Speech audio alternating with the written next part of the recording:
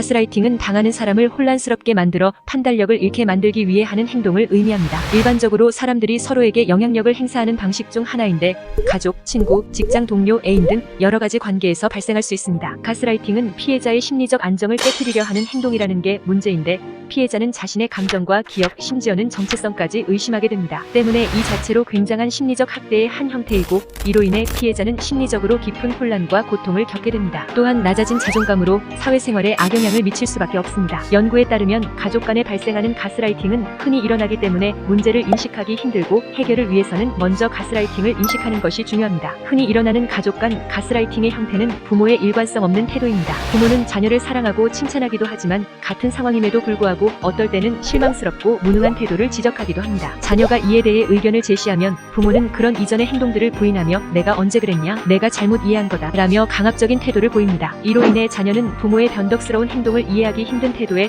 더욱 혼란스러워지고 자신의 생각을 의심하기 시작합니다. 부모로부터 비난을 받습니다. 자녀가 좋은 성적을 거두거나 새로운 일을 시도할 때마다 부모는 그것밖에 못하냐, 남의 집 아이들은 어떻다더라며 남과 비교와 무시하거나 비난합니다. 부모에게 이에 대해 이야기하려고 하면 부모는 자신은 그런 적 없다, 내가 잘했으면 이런 일이 생기냐? 라는 등 모든 것을 부인합니다. 더욱이 부모는 자녀에게 내가 너를 키울 때 들어간 돈이 얼마인지 아느냐, 내가 너라면 업고 다니겠다 라는 등 부모에게 고마운 마음을 가져야 한다고 말을 합니다. 이런 부모의 반응에 자녀는 자신의 생각을 의심하고 자신의 성취나 업적에 대한 긍정적인 인식을 잃게 됩니다. 자녀가 말을 듣지 않으면 강압적인 태도로 위협합니다. 한 번 더 말을 안 듣거나 대들었다가는 집에서 쫓겨날 줄 알아, 내가 뭘 잘했다고 울어 라는 등의 말을 하며 자신의 마음대로 통제하려고 합니다. 이러한 부모의 행동들이 자녀의 자아를 잃어버리게 만드는 행동입니다. 이런 가족 간 가스라이팅을 끊어내기 위해서는 본인이 느낀 감정이나 상황에 대한 자신의 인식은 정당하다는 것을 인식해야 합니다. 그리고 건강한 경계를 설정하고 가스라이팅을 하는 사람과의 상호작용 방식을 바꾸어야 합니다. 가스라이팅을 하는 사람이 자신의 감정을 무시하거나 부정하려 할 때